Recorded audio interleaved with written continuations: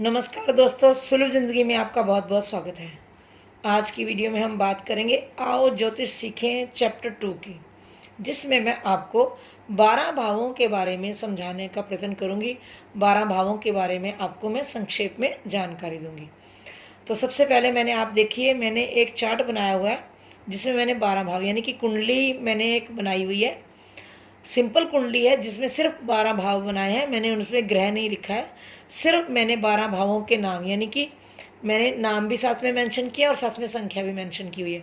संख्या से हमें पता लग जाएगा ये कौन सा भाव है, यानी कि जहाँ पर 1 नंबर होगा वो पहला भाव है, जहाँ 2 होगा वो दूसरा है, जहाँ 3 होगा वो तीसरा है। इसी प्रकार से मैंने ये 12 भाव बनाए हैं। इसके साथ साथ मैंने 12 भावों के नाम भी दिए हैं। ये संक्षेप में बता रही हूँ आपको, मैं बिल्कुल आसान तरीके से समझाऊंगी ताकि आप आसानी से समझ जाए। सबसे पहले भाव का नाम दिया मैंने तनु। तनु मीन्स तन, तन मैंने शरीर। ये शरीर कैसा होगा, हम कैसे होंगे। जन्म हुआ एक नेटिव का, तो सबसे पहले लगन आया, तो ये लगन यही है, लगन में ही हमने लिखा है तनु। तो अब शरीर कैसा होगा, लंबा होगा, पतला होगा, मोटा होगा, नाटा होगा, ये सब हम फर्स्ट भाव से देखेंगे। इसके अलावा उसका स्वभाव कैसा होगा, विचार कैसे होंगे, रंग रूप कैसा होगा, ये हम पहले भाव से देखेंगे, क्योंकि इसका नाम ही तनु है। तनु मैंने तन, यानी इस शरीर कैसा होगा। अब बात करते हैं सेकंड भाव की।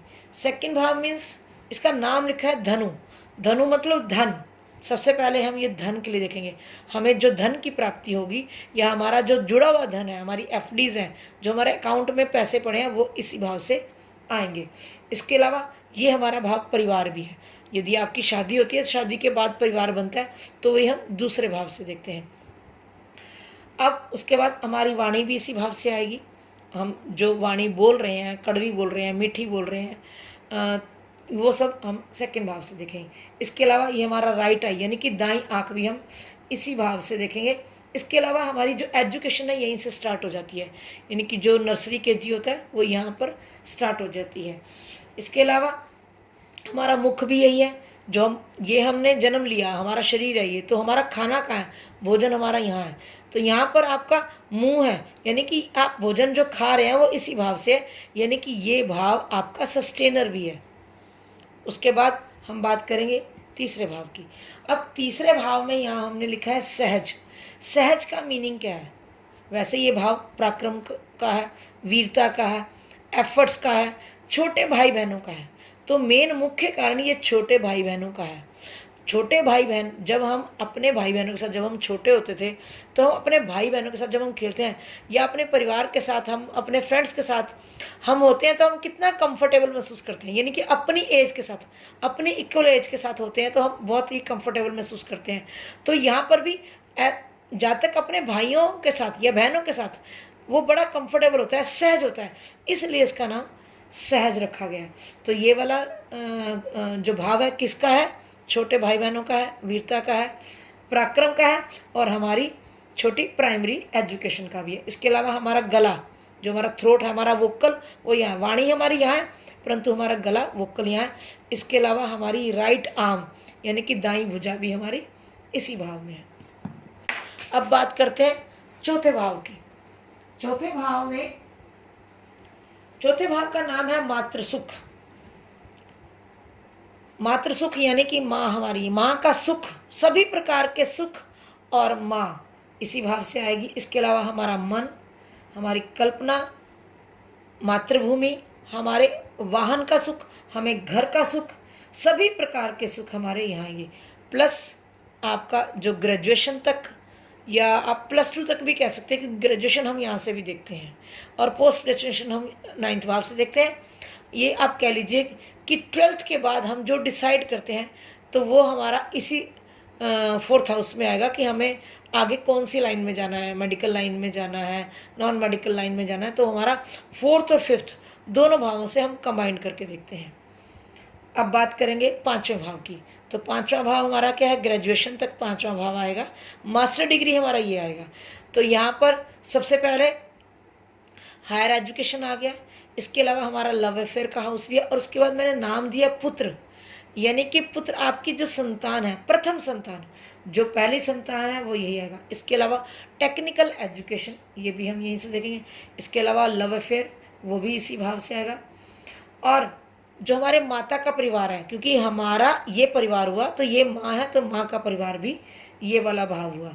इसी प्रकार से बुद्धि, विवेक, इंटेलिजेंसी, टैलेंट, वो सारा इसी भाव से आएगा। इसके अलावा शेयर मार्केट, सट्टा, जुआ, वो भी हमारा इसी भाव से आएगा। अब बात करती हूँ छठे भाव की। छठा भाव क्या है? छठा भाव हमारे रिपु है। रिपु मैंने शत्रु, तो छह शत्रु काम, क्रोध, लोभ, मोह, मद, अहंकार, तो ये हमारे 6 शत्रु यहीं आएंगे। इसके अलावा रोग और ऋण, हमें कर्जा लेना है तो हमें छठे भाव से देखना होगा। बीमारी हो रही है तो वो भी हमें छठे भाव से देखना होगा। इसके अलावा हमारी लॉटरी निकल रही है, ये नहीं लिखे, वो भी हमारे छठे भाव से होगा।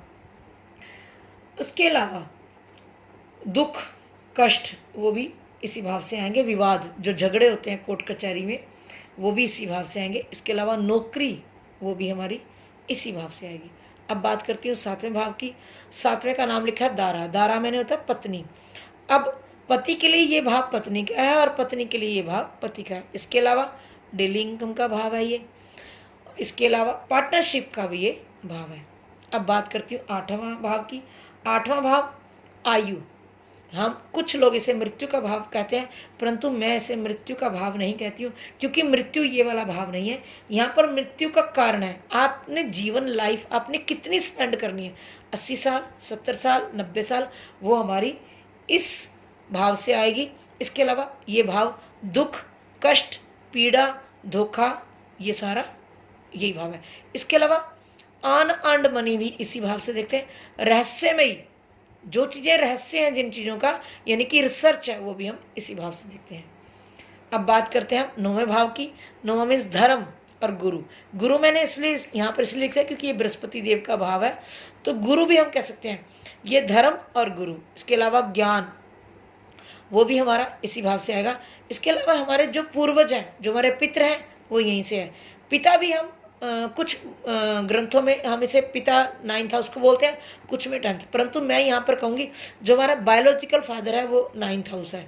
यानी कि डीएनए, जैसे हमारे दादा का जो डीएनए पिता में आया, पिता से हम में आया, तो इस तरह से हमारा डीएनए हम यहाँ से आएगा और एक्चुअल में फादर का सुख यहाँ पे आएगा। तो धर्म, दान, पुण्य, कर्म सब इस भाव से आएंगे और हमारी जो हायर एजुकेशन है वो भी मास्टर डिग्री वो यहाँ से आएगी। अब बात करते हैं 10th भाव की। कर्म, प्रोफेशन, आपका क्या प्रोफेशन होगा, क्या काम होगा। आपका सरकारी नौकरी होगी, नहीं होगी, प्राइवेट होगी, मान सम्मान, दंड, मुकदमे का रिजल्ट भी यहीं से है। इसके अलावा व्यापार, वो भी हम इसी भाव से देखेंगे। यानी कि कर्म, हर प्रकार का कर्म हमारा यहाँ पर आया है। अब बात करती हूँ 11वें भाव की। 11वां भाव है आय, इनकम, फुलफिलमेंट ऑफ डिज़ायर। इसके अलावा यहाँ पर हमारा दाईं भुजा थी, तो यहाँ हमारी बाईं भुजा है। यहाँ दाया कान है, तो यहाँ हमारा बायां कान है। इसके अलावा ये हमारा भाव बड़े भाई का भी ये बड़ा भाव है, मतलब ये वाला भाव बृहस्पति का ही है, ये बड़े भाई को रिप्रेजेंट भी करता है। उसके बाद आता है जी 12वां भाव, बहुत इंपॉर्टेंट है। ये हमारी इनकम है, तो ये हमारा व्यय, ये आय है तो ये हमारा व्यय है, नहीं यानी कि ये भाव हमारा एक्सपेंडिचर का है। इसके अलावा ये बेड प्लेयर हाउस है। इसके अलावा ये जेल खाना, दवा खाना, पागल खाना, यानी कि हॉस्पिटल भी यही है और आपका अब्रॉड भी यही है और जेल भी यही है। और आपकी नींद आप सोते हैं तो वो भी आपकी नींद, स्लीप कैसा होगा आप, वो भी हमारा यही भाव है। यदि आपको अपना देश छोड़ के जाना है तो देश निकाला भी इसी भाव से होगा। और हमारा शयन सुख भी यही है। इसके अलावा हमारा मोक्ष भी इसी भाव में है। तो ये मैंने आपको आज संक्षेप में 12 भावों को समझाने का प्रयत्न किया। उम्मीद है आपको ये जानकारी पसंद आई होगी और समझ आई होगी। अगर आपको समझ आई है तो प्लीज़ आप मुझे कमेंट में लिखकर ज़रूर बताइएगा। इस वीडियो को शेयर भी कर दीजिएगा ताकि अन्य लोग भी इसे सीख सकें। मेरे चैनल को सब्सक्राइब भी कीजिएगा। अब दीजिए मुझे इजाज़त। मैं फिर से हाजिर होंगी एक नए विषय और नई जानकारी के साथ। धन्यवाद। माता रानी आप सबको सुखी रखे।